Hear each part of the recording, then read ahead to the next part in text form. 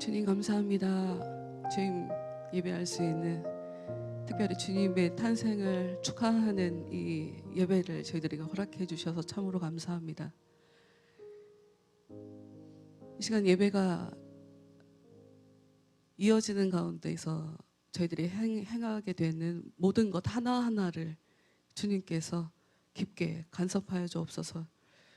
주님의 은혜를 힘입어 찬양하게 하시고, 주님의 은혜를 힘입어 기도하게 하시고, 주의 은혜 안에서 말씀을 대할 수 있도록, 말씀 앞에서 온전히 굴복되어질 수 있도록, 그래서 우리가 새로운 삶을 얻을 수 있도록 하나님, 예배가 끝나는 시간까지 저희들의 모든 것 하나하나를 주님께서 다 주관하여 주시옵소서.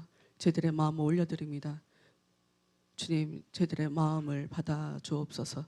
예수님 이름으로 기도합니다. 아멘.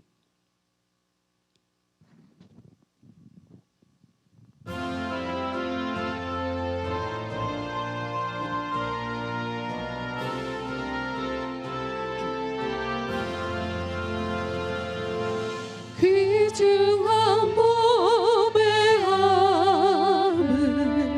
주 앞에 드리고,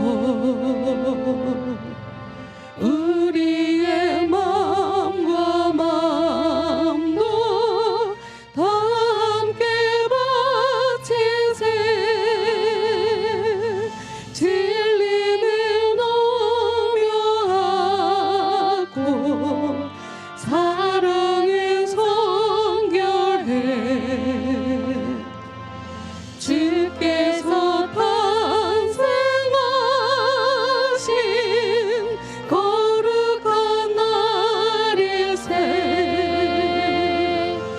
주께서 주신 은혜 한없이 크오니, 우리가 와는 곳을 감사히 바치세. 기쁨은 충만하고 소망은 불변해. 정성과 마음을 다해 경배를 드리세. 들에서 밤을 새며 양치던 목자들, 하늘에 빛난 영광 보고서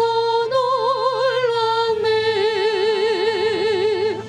천사의 기쁜 소식 목자들 듣고서 찾아와 경배하며 영광을 돌렸네. 1절부터 다시 하겠습니다. 귀중한 보배함을 주 앞에 드리고, 우리의 몸과 마음도 다 함께 바치세. 진리는 오묘하고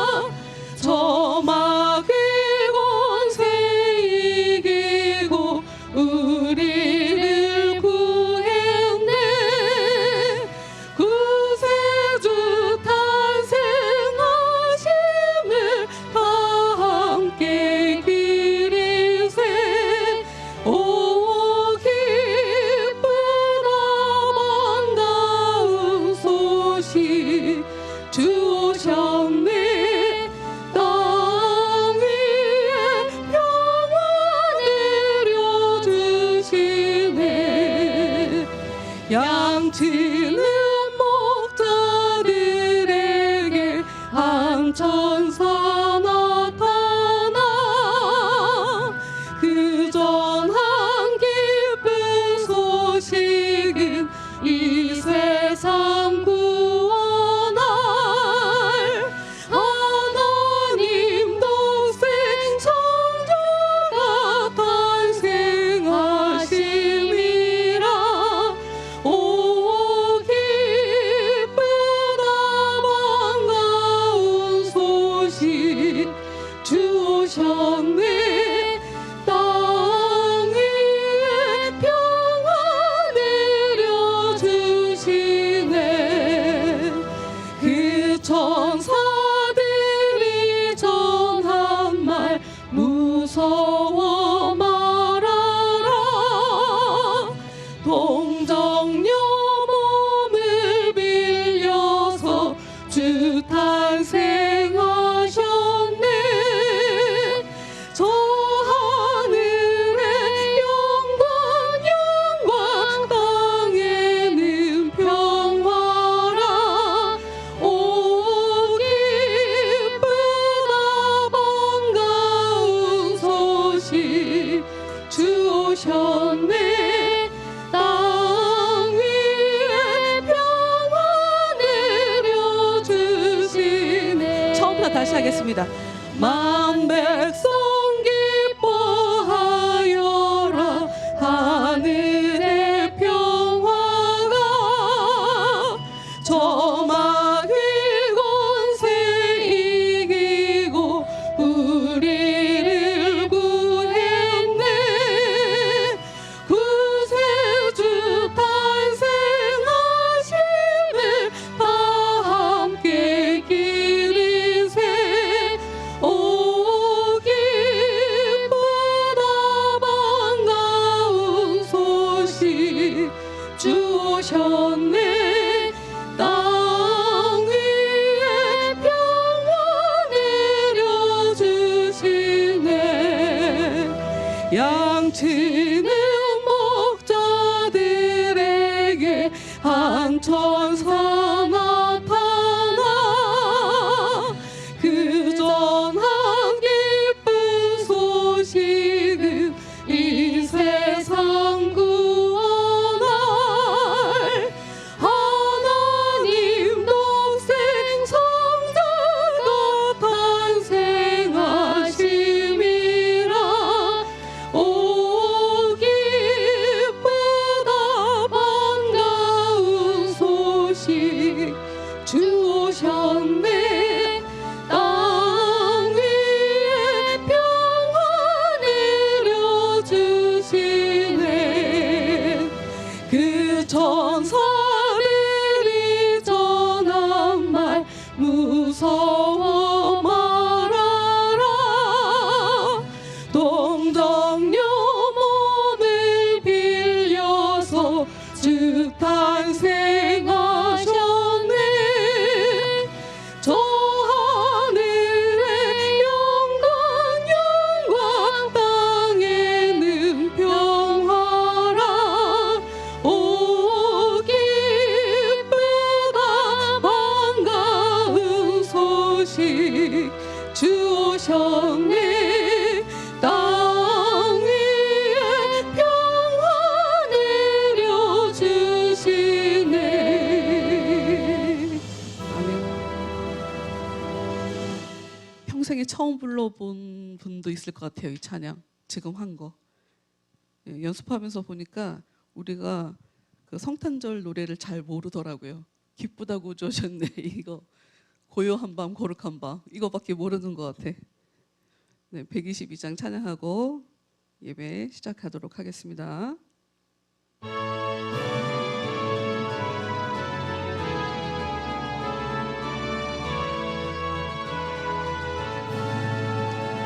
참 반가운 성도여 다 이리 와서 베들레헴 성 안에 가봅시다. 저 구약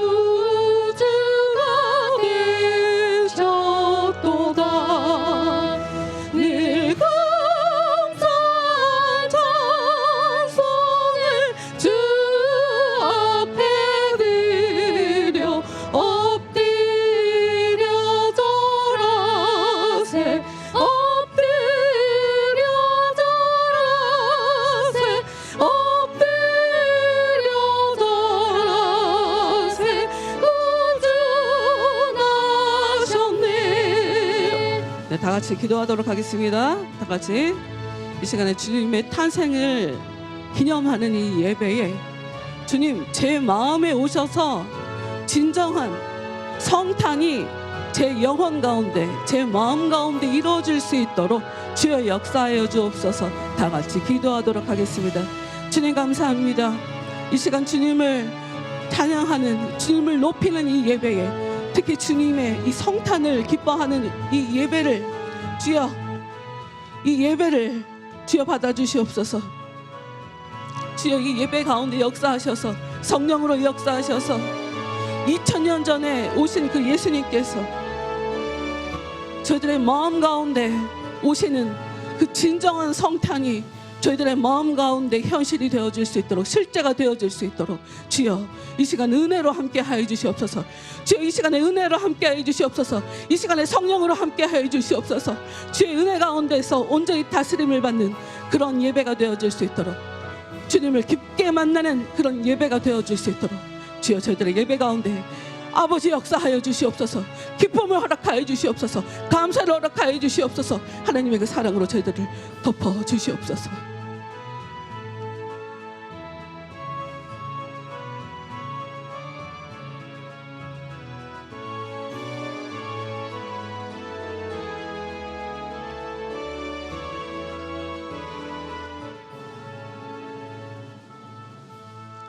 네, 다 같이 사도신경으로 자신의 신앙을 하나님 앞에 고백하도록 하겠습니다.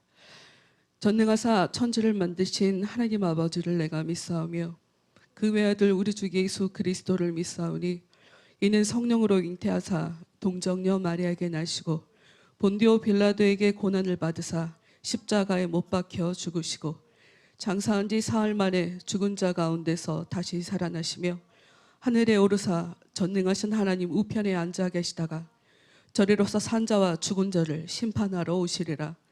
성령을 믿사오며 거룩한 공회와 성도가 서로 교통하는 것과 죄를 사하여 주시는 것과 몸이 다시 사는 것과 영원히 사는 것을 믿사옵나이다. 아멘.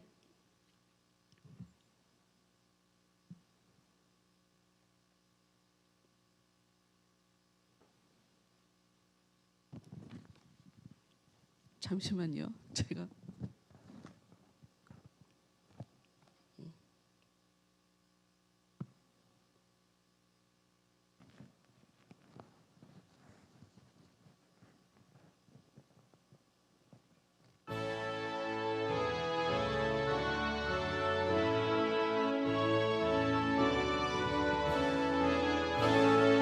성도여 다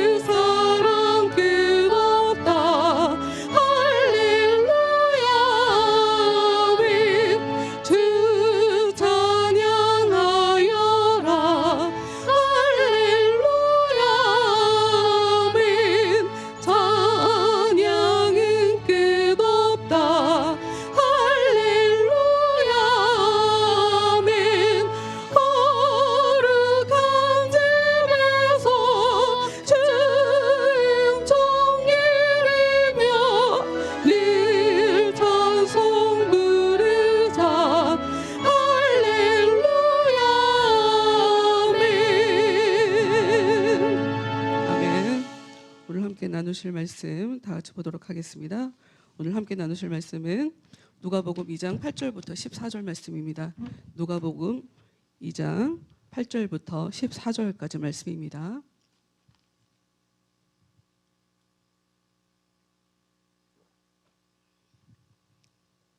읽겠습니다. 그 지역의 목자들이 밤에 밖에서 자기 양떼를 지키더니 주의 사자가 곁에 서고 주의 영광이 그들을 두루 비추매 크게 무서워하는지라. 천사가 이르되 무서워하지 말라. 보라, 내가 온 백성에게 미칠 큰 기쁨의 좋은 소식을 너희에게 전하노라.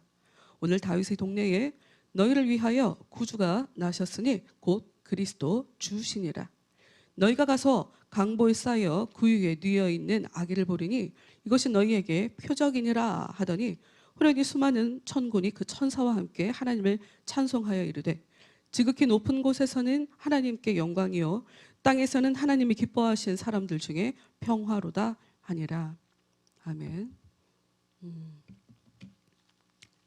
네, 잠시 기도하시고 오늘 같이 말씀 나누도록 하죠. 기도하겠습니다. 주님 감사합니다. 이 시간 주님의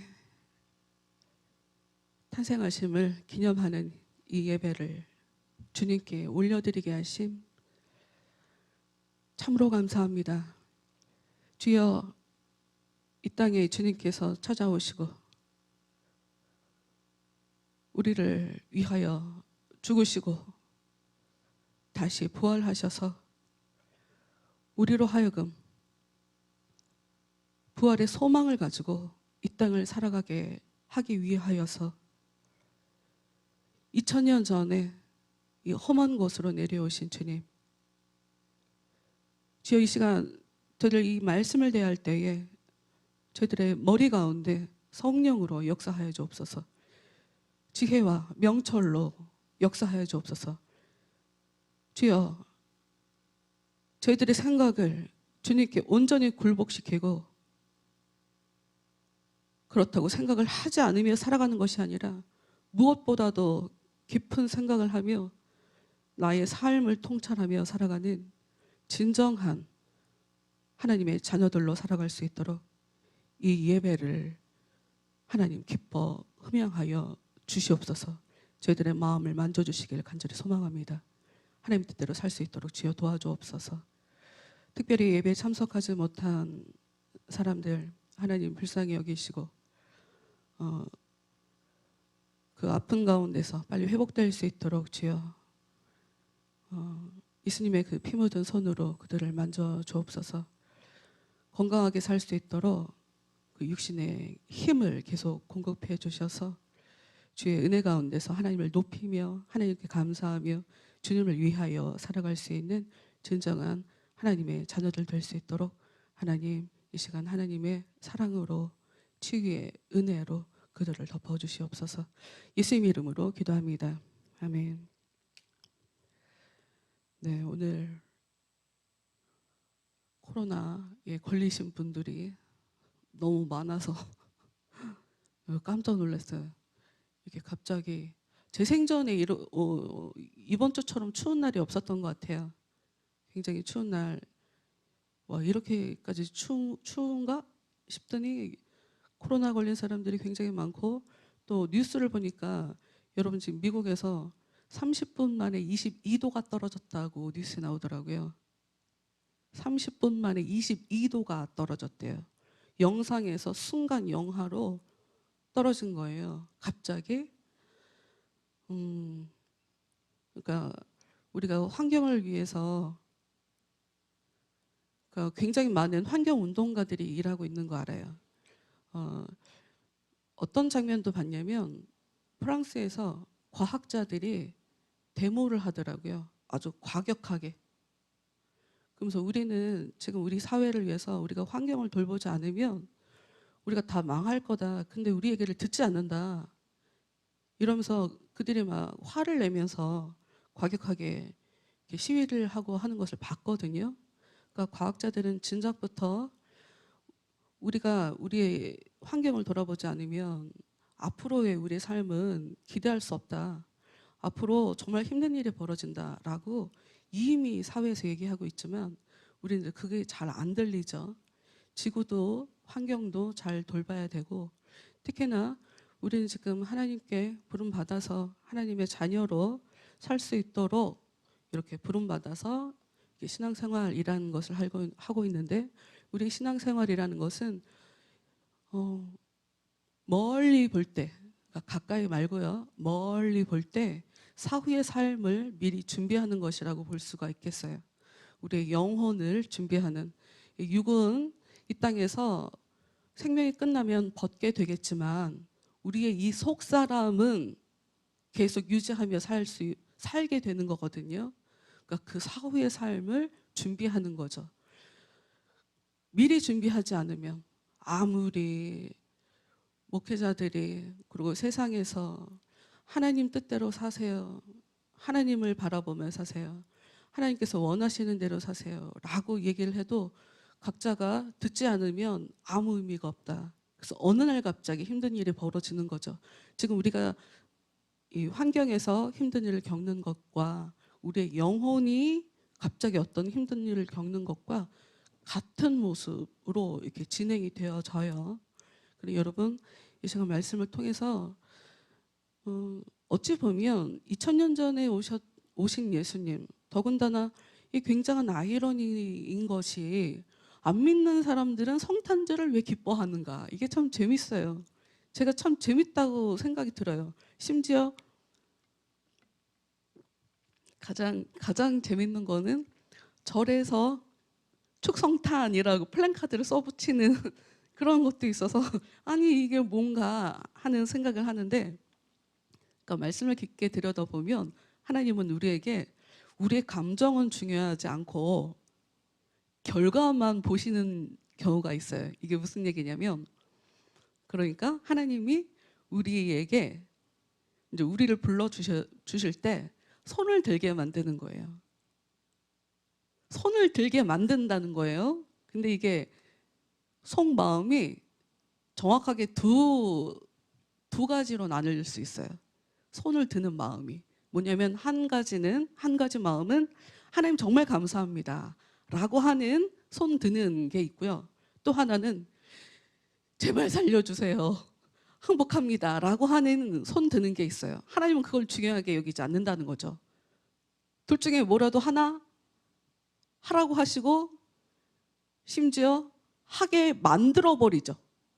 그러니까 하나님을 감사하며 찬양하든지 아니면 잘못했습니다 도와주세요라고 손들게 만들든지 그러게 하는 거거든요. 그것처럼 안 믿는 사람들이지만 자기도 모르게 2000년 전에 모든 사람들에게 구주가 되어주기 위해서, 모든 사람들의 죄 문제를 해결해 주기 위해서 이 땅에 오신 하나님의 아들, 그 예수님을 다른 종교를 갖고 있는데도 불구하고 성탄절은 좋은 거야 라고 자기도 모르게 좋다고 이렇게 생각하게 되는 것 같아요. 예수 믿는 사람들 뿐만 아니라 그들도 자기도 모르게 그렇게 좋아하는 것 같다는 생각이 들어서 참 하나님이 참 재밌다 하는 그런 생각이 들더라고요. 네, 오늘 말씀 들으면서 2000년 전에 오신 예수님이 그러니까 믿음이 없으신 분들은 그 예수님의 탄생을 기뻐하는 것이 나한테 무슨 의미가 있나 하고 이게 피부에 확 와닿지 않거든요. 근데 그것을 찾아보려고 이제 말씀을 같이 보는 것이고, 이 말씀을 통해서 여러분이 마음이 제대로 주님께 이렇게 탁 엎드려져서 잘못했어요 도와주세요 하지 않고 감사합니다라고 하는 마음으로 손드는 그런 일이 벌어지기를 진심으로 바랍니다. 말씀 함께 오늘 쉬운 성경 준비 안 했죠? 그래. 오늘 말씀을 들어가기 전에 쉬운 성경 하나 한 게 있거든요. 누가복음 1장 말씀. 그거를 먼저 보고 이 말씀을 오늘 본문의 말씀 함께 보도록 하죠. 누가복음 1장 화면을 다 함께 봐주세요.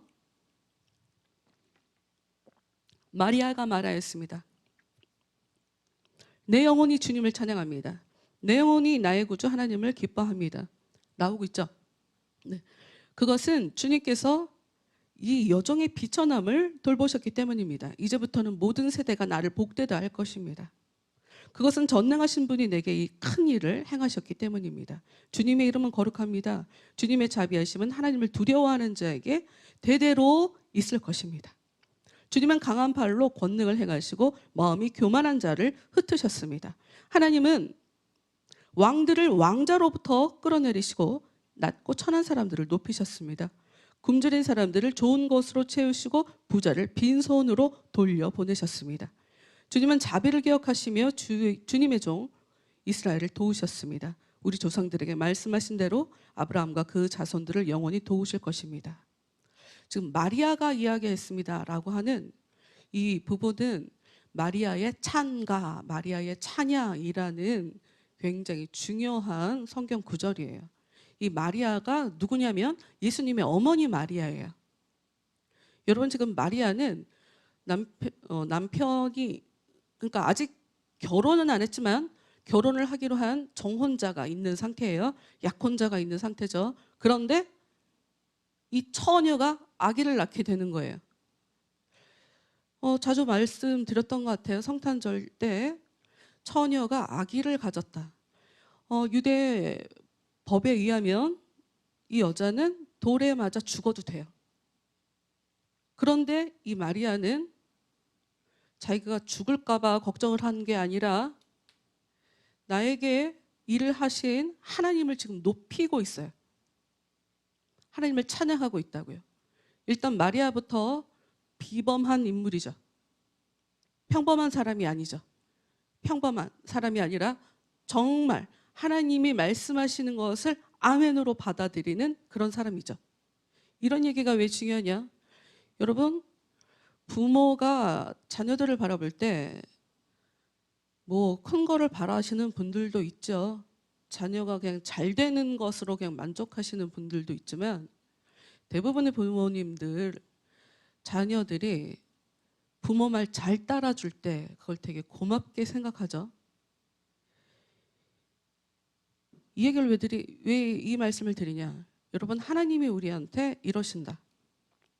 하나님이 우리한테 바라시는 거는 우리가 하나님께 순종하기 원하시는 거, 그거밖에 없어요. 여러분, 하나님이 여러분에게 뭐 굉장히 대단한 걸 원하지 않아요.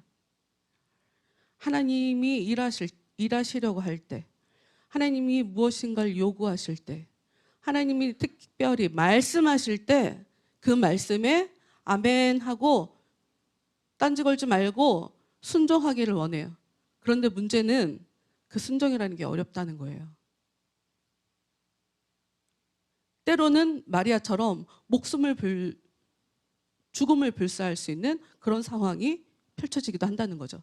어찌됐건 이 마리아는 이 찬양을 통해 무섭고 공포스러울 수 있는 그 상황에 무서움으로 반응한 것이 아니라, 두려움으로 반응한 것이 아니라 하나님을 찬양하는 것으로 하나님께 지금 반응을 하고 있죠. 고백을 하고 있어요. 하나님의 일하심에 대해서 높이는 그 고백을 하고 있죠. 특히나 예수님이 앞으로 이 땅에 오셔서 어떤 일을 하시게 될지에 대해서 자기도 모르게 예언을 하고 있는 상황인 거예요. 예수님의 사역은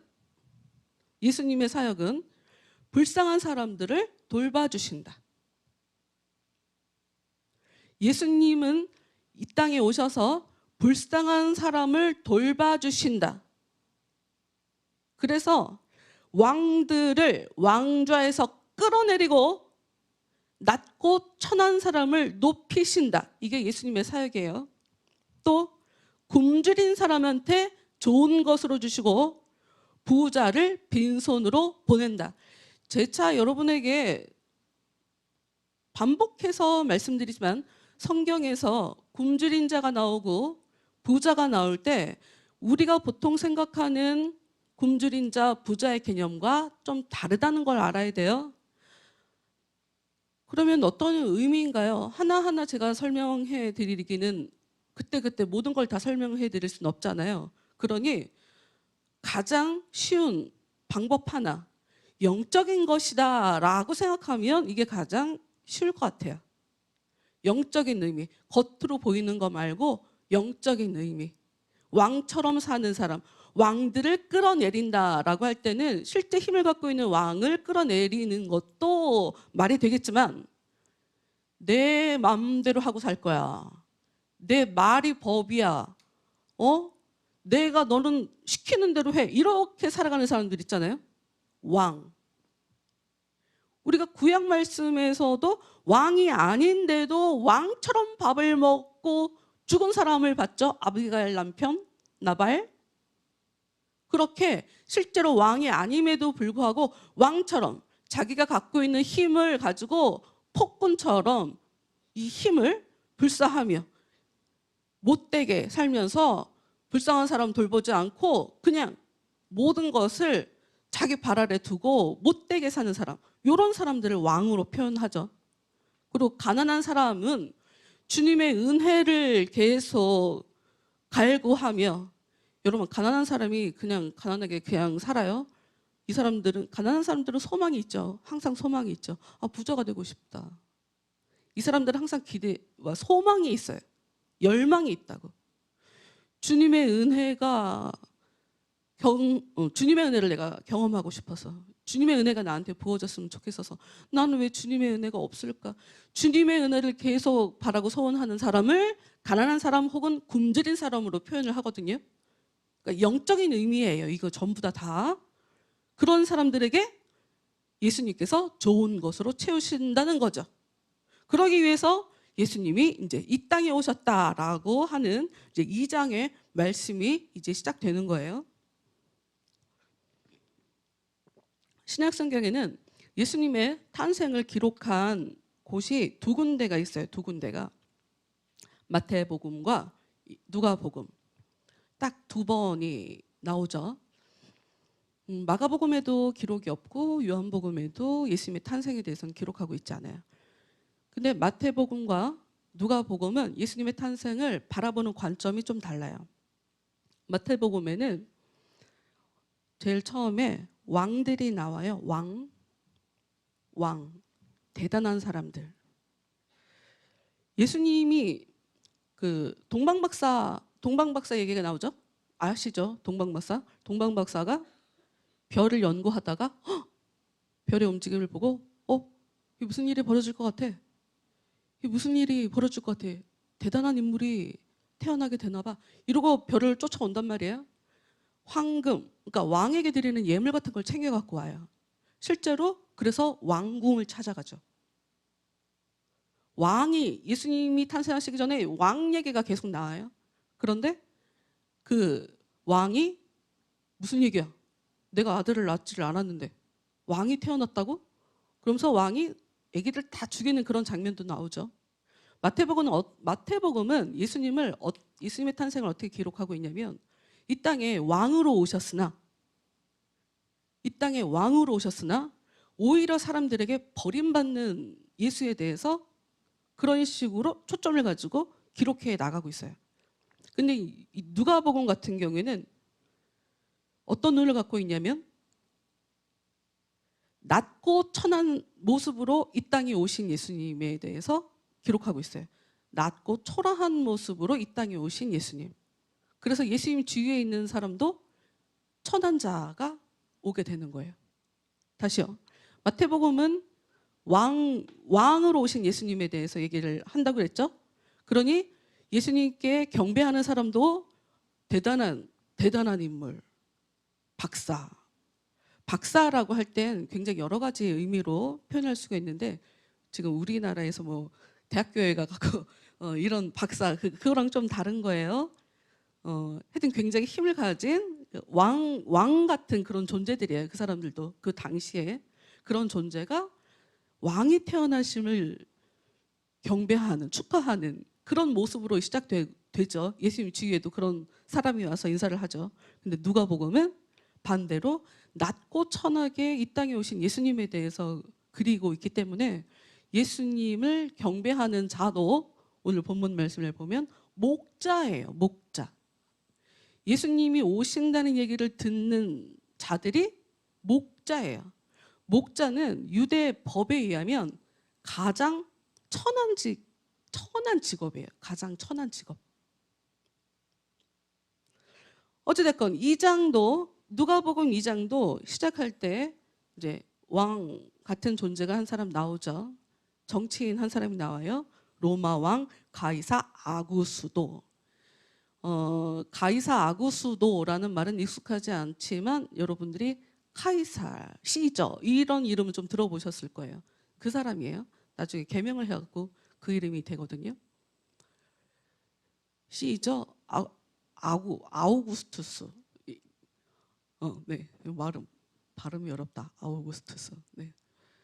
그 사람이 갑자기 사람들의 세금을 효과적으로 거두기 위해서 호적 정리를 하게 만들어버려요. 예수님의 탄생을 얘기하면서 그것부터 시작을 하죠. 2장 1절을 보면. 이 얘기가 무슨 얘기냐? 성경에서 지금 무슨 얘기를 하고 싶은가? 지금 실제로 지금 자치권이 없는 이 이스라엘에 이들을 다스리고 있는 로마 황제에 의해서 예수님의 엄마와 아버지는 호적 정리를 하러, 호적 신고를 하러 베들레헴이라는 곳으로 가게 돼요.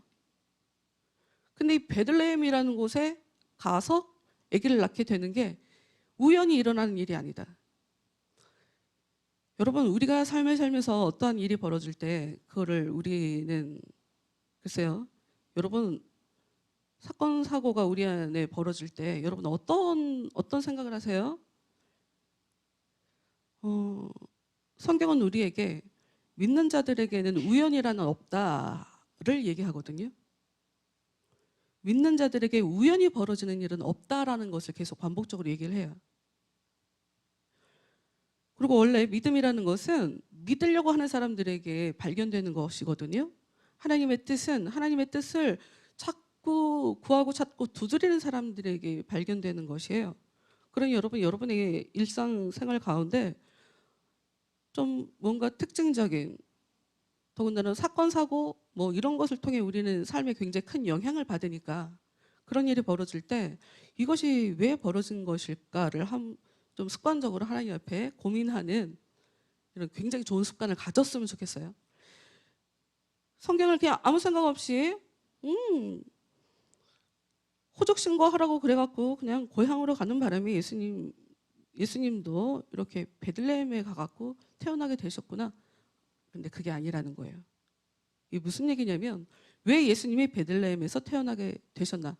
두 가지의 성경 구절과 관련이 되어 있어요. 구약 성경에 나와 있는 두 가지의 성경 구절. 하나는 다윗에게 주신 하나님의 약속, 또 하나는 미가 선지자를 통해서 주신 예언의 말씀. 두 가지 다 예언의 말씀이거든요. 둘 다 베들레헴에 대해서 칭찬하는 그런 말씀이, 그러니까 위가서 5장에 이렇게 써져 있어요. 베들레헴 에브라다야, 너는 유다 족속들 가운데 가장 작은 마을이지만 내게서 이스라엘을 다스릴 지도자가 나를 위해 나올 것이다. 그는 아주 먼 옛날로부터 온다. 예언의 말씀이 뭔가 신화 같고 역시 성경은 이해하기가 어렵구나 하는 암호 같은 미스테리하게 써져 있어요. 어찌됐건 미가서 이 말씀은 하나님의 메시아가 베들레헴에서부터 나온다라고 하는 것을 700년 전에 예수님이 태어나시기 전에 예언을 했죠. 그리고 그 전 300년 전에 다윗도 하나님께 약속을 받아요.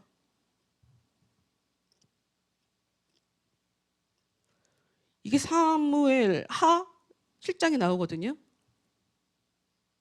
너의 아들 중에서 왕을 세워서 견고한 나라를 내가 만들겠다. 베들레헴은 다윗의 고향이에요. 그러니까 지금 이게 무슨 얘기냐면 예수님이 전혀 계획에 없다가 갑자기 환경 때문에, 그 어떤 외적 환경 때문에 베들레헴에 가게 됐는데 이게 전부 다 이미 1000년 전에 이 땅에 예언을 주신 그 말씀을 이루기 위해서 지금 이런 일이 벌어졌다는 거죠. 그러니까 이게 또 무슨 얘기냐면 이방 왕이에요. 하나님을 믿지 않는 사람이죠. 이스라엘 사람들을 지배하는 하나님을 믿지 않는 이방 왕인데 하나님께서 그 사람을 움직여서 당신의 자녀들이 말씀대로 살아가게 계속 역사하신다라고 하는 의미가 여기 안에 담겨져 있어요. 1000년 전에 주어진 예언의 말씀, 700년 전에 주어진 말씀이 갑자기 예수님 때 그 말씀을 이루려고 그 왕에게 호구조사하게 만들고 그래서 호적 정리하게 예수님의 엄마 아버지가 베들레헴에 가게 되는 거죠. 그러면서 이제 오늘 본문 말씀 다시 보도록 할게요. 본문 말씀 띄워주세요. 2장 8절.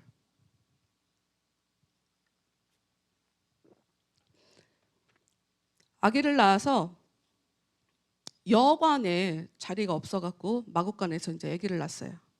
그 이후에 지금 8절에 나오는 이야기를 봅시다. 예수님이 아기를 낳은 그 지역의 목자들이 밤에 밖에서 자기 양떼를 지키더니, 여러분 지금 목자가 나와요. 이 목자가 왜 나오는 걸까요? 여기에도 의미가 있죠. 그러니까 왜 갑자기 뜬금없이 목자가 나오는지 우리는 그냥 목자에게 나타나셨네 라고 생각하지만 그렇지 않다. 구약 성경을 보면 백성들을 인도할 메시아가 백성들의 목자가 될 거래요. 좋은 목자가 양을 지키는 것처럼 백성들을 지키는 목자로 나타나신대요. 그래서 그 예수님을 축하하려고 천사들이 목자에게 나타나는 거예요. 다시요. 목자로 이 땅에 오신 예수님이 목자의 축하를 받는 지금 자리인 거예요. 목자들에게 지금 일이 벌어지죠. 밤에 양떼를 지키고 있다. 그래서 이 말씀을 가지고 보통 밤에도 이렇게 성실하게 일을 하니까 이렇게 복을 받았다, 뭐 이런 얘기를, 이런 말씀들을 하세요. 뭐 그렇게 깨달을 수도 있고, 아까 설교 초반에 말씀드렸던 것처럼 목자는 환영받지 못하는, 유대 법에 의하면 굉장히 천한 직업이거든요. 사회적으로 볼 때 비천한 자라고 볼 수 있는데, 그래서 목자라고 하는 이 직업을 가진 사람들은 나라가 멸망했을 때, 이스라엘이 멸망했을 때 말이에요, 그때 외국에 끌려가지도 않아요. 목자들은 남아요. 지도자들은 다 끌려가거든요. 귀족들 그리고 기술자들도 다 끌려가요. 다 끌려가 바벨론으로. 근데 목자들은 남아 있어요. 걔네들이 볼 때 목자는 데려갈 가치도 없는 애들이야. 그런 사람들에게 지금 천사가 나타나는 상황인 거죠. 9절. 주의 사자가 곁에 서고 주의 영광이 그들을 두루 비춤에 크게 무서워하는지라. 하나님의 영광이 그들을 비춰요. 이 또한 그냥 써져 있는 말씀이 아니죠.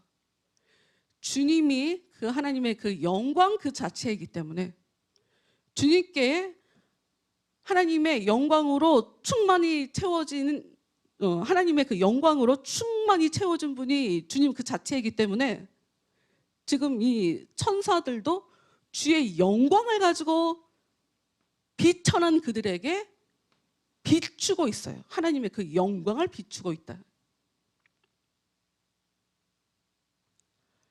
사람들을 볼 때 비천한 사람이지만 하나님이 보실 때, 주의 천사가 볼 때 그들은 비천한 자가 아니다.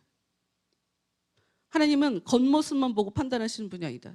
우리는 겉모습만 보고 나는 별거 아니야, 나는 대단한 사람이 아니야, 나는 초라한 사람이야, 이런 생각을 하는데 그 초라한 그 사람에게 천사가 나타나는 거예요. 하나님의 그 영광의 빛으로 그들을 덮어주는 거예요. 이게 얼마나 영광스러운 일인가요? 근데 당연히 사람이 신적 존재를 만났으니 두려워하게 되죠. 무서워하게 되죠. 그런데 10절 말씀, 천사가 이르되 무서워하지 말라. 여러분 머릿속에 무서워하지 말라를 좀 기록하세요. 왜냐하면 구약 성경에서 반복적으로 얘기하는 거라고 했죠. 하나님께서 우리에게 나타나실 때, 하나님께서 사람들에게 이야기하실 때 반복적으로 하시는 얘기예요. 두려워하지 말라. 왜? 하나님은 우리가 두려워하며 사는 걸 원하지 않아요. 하나님께서 정말 우리에게 주고 싶은 건 평화예요. 오늘도 그 얘기 할 거예요. 평화. 예수님은 평화의 왕으로 이 땅에 오셨죠. 평화를 주기 위해서 이 땅에 오셨어요. 그러니 그래, 너희들은 인간이고 나는 천사야. 그러니 너희들이 나를 보면 무서워할 거야. 그런데 무서워하지 마.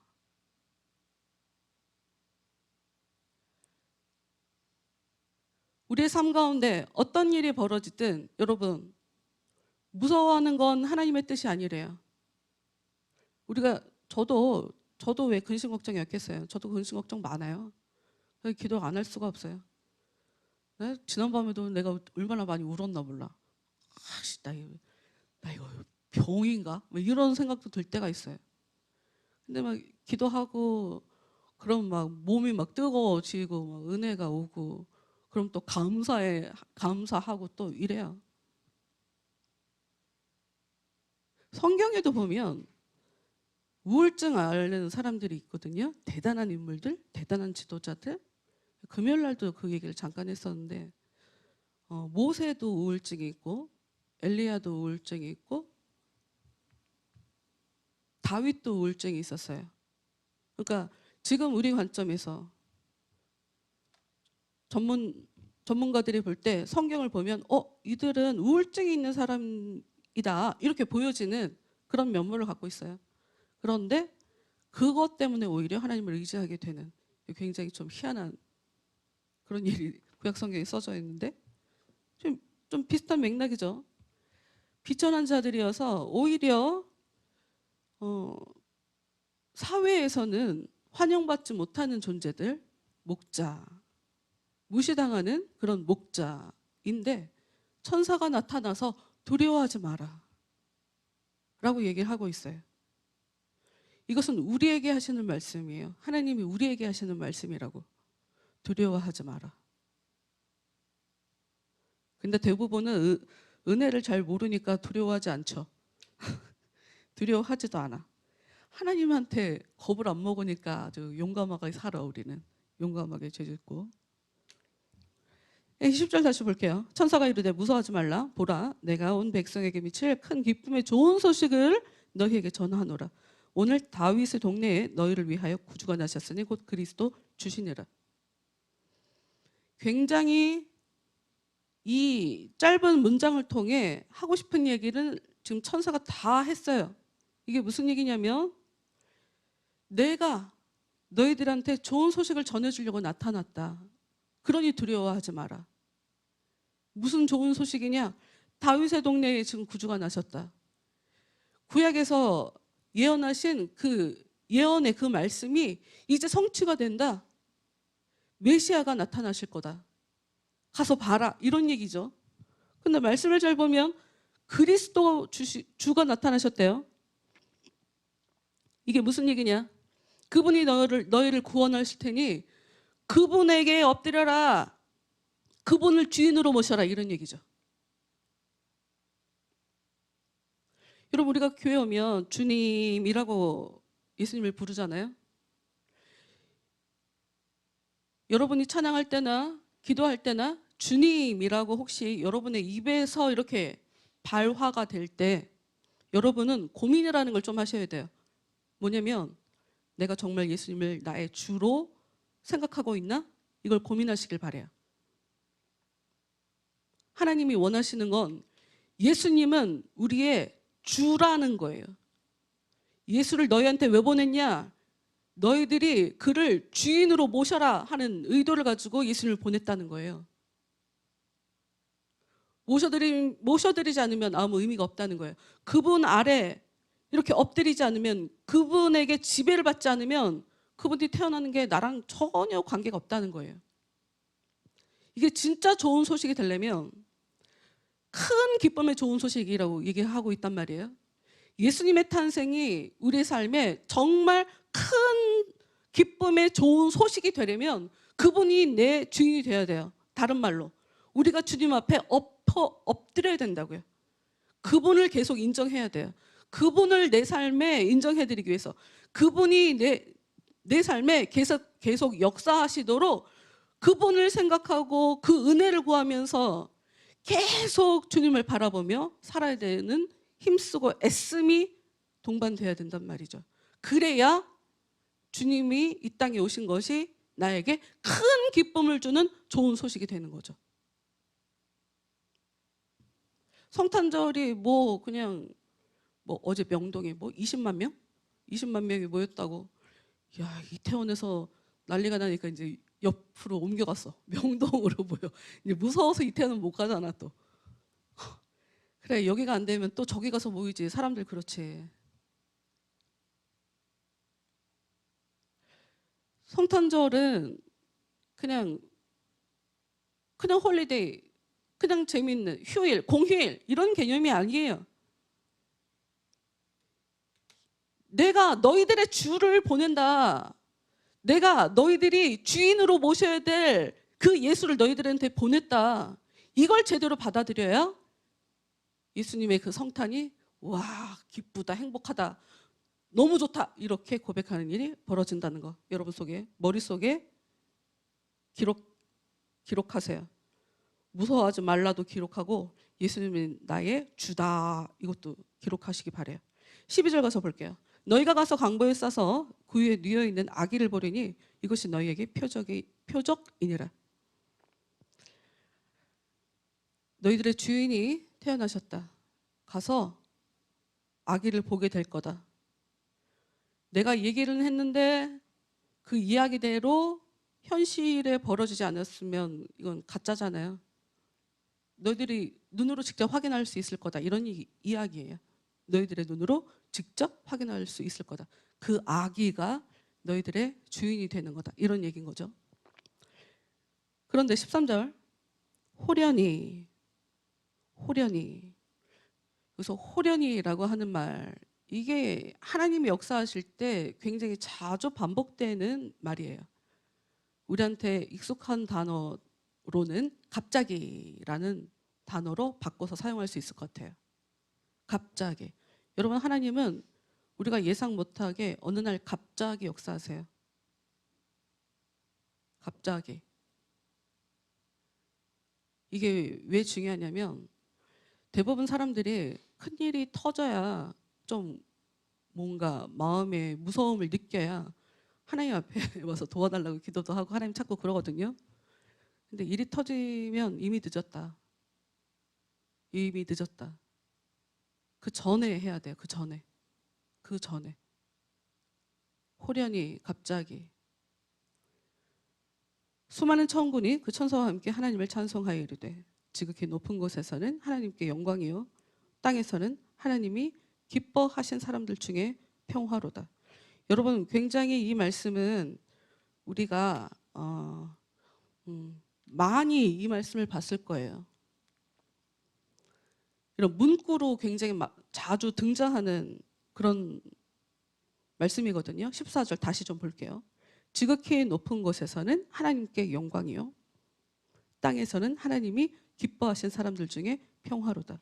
지금 예수님께서 오셔서 하나님께 이 일 자체가 너무 영광스러운 거예요. 예수님이 오셨는데 왜 하나님께 영광이 되는가? 이유가 있죠. 하나님의 신성은 예수 안에 나타나기 때문이에요. 하나님의 그 영광이 예수 안에 나타나기 때문이에요. 그래서 예수님이 이 땅에 오신 것 자체가 하나님께 영광이다 이렇게 표현을 해요. 근데 여기서 중요한 거, 여러분, 이 맨 마지막에 나와 있는 이 말씀을 여러분이 보고 마음이 편하면 안 돼요.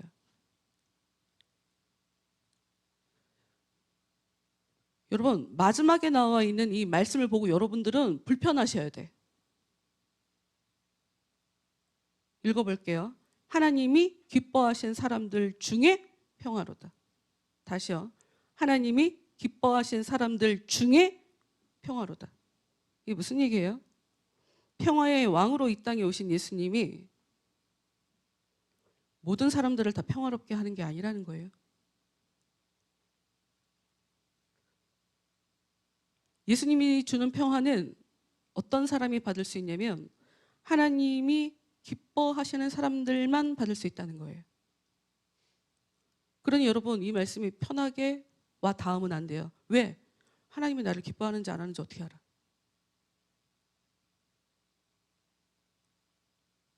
이 고민이 돼야 돼. 여러분, 그냥 우리가 교회 출석하는 게 아니잖아요.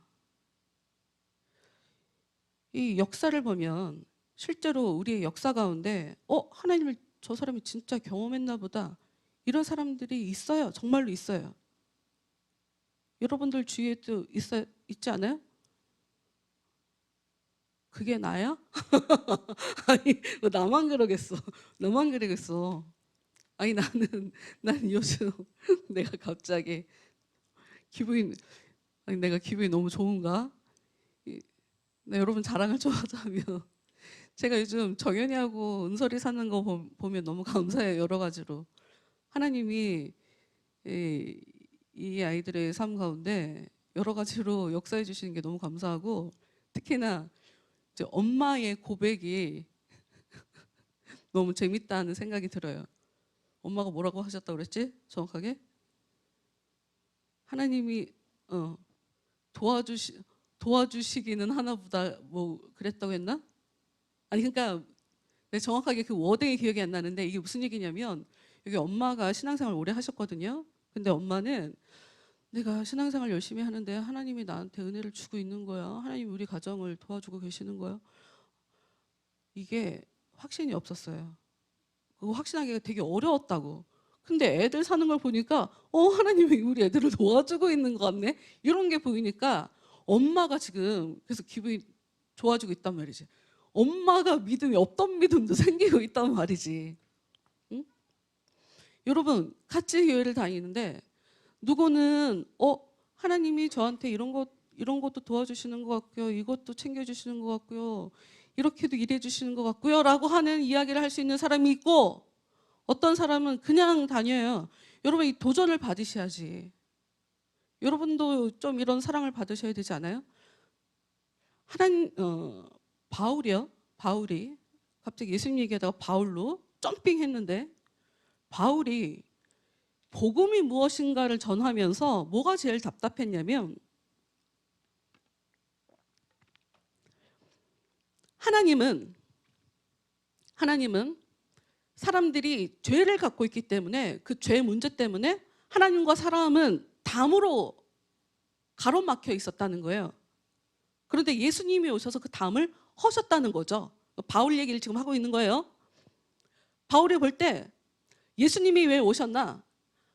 죄인인 사람이 하나님과 그 죄 때문에 가로막혀 갖고 잘 지내지를 못하고 있으니까, 단절돼서 살고 있으니까 이걸 무너뜨리려고, 그래서 평화롭게 살게 하려고, 하나님과 사람이 평화롭게 하려고 예수님께서 오셨다는 거예요. 근데 왜 바울이 답답했냐면, 그런데 유대인들이 이방인한테 하나님을, 그러니까 태생적으로 이스라엘 사람들이 아닌 다른 나라 사람들 있잖아요. 그 사람들에게 벽을 치는 거예요. 니네가 무슨 하나님을 믿는다고 그래? 이게 너무 바울은 답답했던 거야. 다시요. 예수님이 이 땅에 오신 이유, 우리에게 평화를 주시는 거예요. 근데 예수님께서 주시는 그 평화는 죄 문제 때문에 사람들이 평화롭게 살 수 없기 때문에 그 죄 문제를 해결해 주시는 것이 예수님의 사역이거든요. 죄 문제가 해결되면서 이 사람이 하나님과 관계 회복이 되면서 이 사람의 삶 가운데 복이 넘치고 사람들과도 잘 지내게 되고 이 사람이 하는 일도 잘 되고 하는 그런 일이 벌어지는 거죠. 예수님이 주는 평화는 그래서 하나님이 기뻐하는 사람에게만 효력을 미치는 그런 평화란 말이에요. 근데 못된 인간들이 하나님이 자기 편인 줄 아는 거지, 무조건. 그래서 사람들을 가로막고, 너는 안 믿잖아. 하나님은 나만 사랑할 거야. 너 나한테 못된 짓 하는 거 보니까 너는 하나님이 너를 관심 없어 하는 것 같다? 하나님은 내 편이야? 하나님은 너를 안 도와줄 걸? 이런 식으로 살아가는 거죠. 근데 그것 때문에 답답해하는 바울. 2000년이 흘렀는데 지금도 하나님을 믿는다고 하면서 이렇게 살아가는 사람들이 너무 많아요.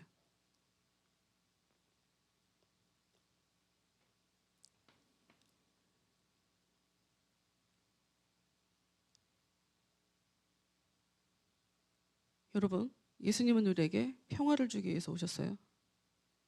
근데 그 평화는 어떤 사람에게 주어지나? 하나님이 기뻐하시는 사람. 그럼 우리는 어떤 걸 해야 되나? 하나님이 반드시 계신 것을 믿어야 되고, 하나님을 찾는 자에게 복을 주시는 하나님이라는 걸 우리가 믿어야 돼요. 이 히브리서에서 얘기하고 있는 거거든요. 그런 사람을 하나님이 기뻐한대요.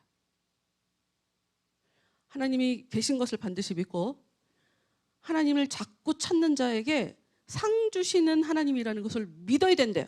그런 사람이 하나님께서 기뻐하시는 사람이래요.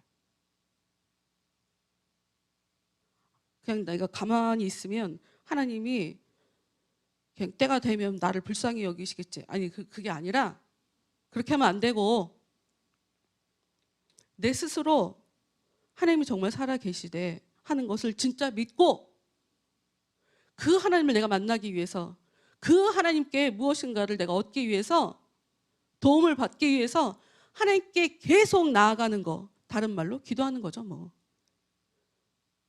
그러면 그런 사람을 하나님께서는 기뻐하신다. 그래서 그 일을 도와주기 위해서 예수님께서 이 땅에 오셨다는 거죠.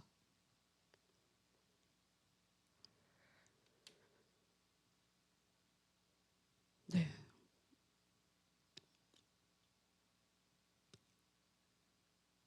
예수님은 2000년 전에 이 땅에 오셨다가 천국으로 가셔서 지금 천국에서 살지 않으세요.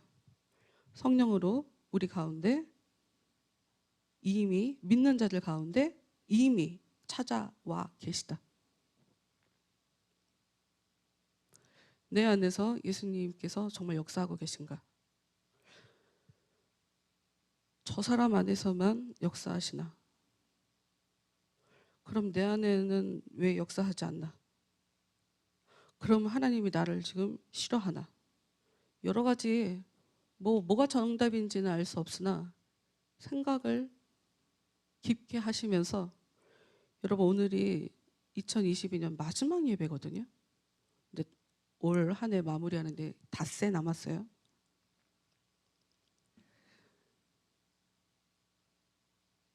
닷새 남은 시간 동안 누군가의 삶에는 하나님께서 평화를 주시는 것 같은데 내 삶에는 평화를 안 주시는 것 같은 이 상황을 내가 어떻게 봐야 될 것인가를 깊게 고민하셔서 2023년에는 하나님이 좀 사랑을 받으시면서 하나님께서 주시는 평화를 누리시면서 살아가시는 여러분 모두가 되시기를 정말 진심으로 바랍니다. 네, 그냥 교회 왔다 갔다만 하는 걸로 하지 마시고, 네, 믿음 성장하게 되는 여러분 되길 바래요. 우리 다 같이 좀 기도할까요? 우리 다 같이 좀 기도할게요.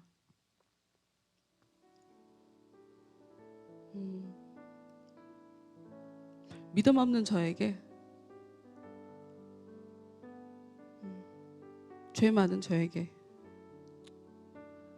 무섭게 하지 않으시고 계속 기다려주시는 하나님 감사합니다. 기도하시고요.